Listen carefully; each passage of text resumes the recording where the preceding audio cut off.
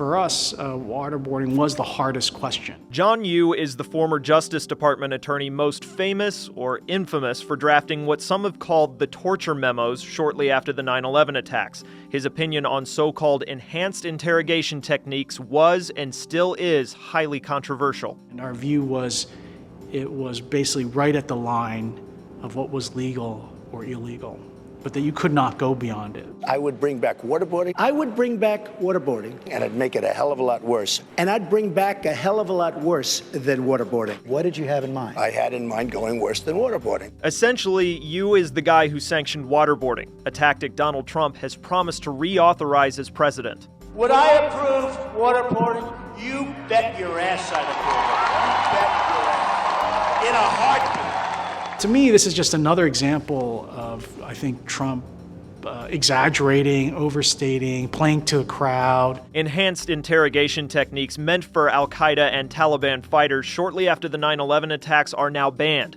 But Yoo says he's more worried about Trump's basic reasoning for bringing back waterboarding. Believe me, it works. And you know what? If it doesn't work, they deserve it anyway for what they're doing to us. But it works. Donald Trump has said torture works. If it doesn't work, they deserve it anyway for what they're doing. That's a complete misunderstanding of what the Bush administration did and why.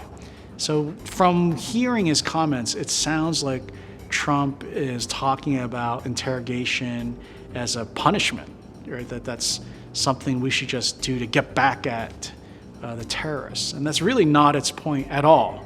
The whole point of interrogation is to get intelligence that allows you to stop future attacks, and that's it.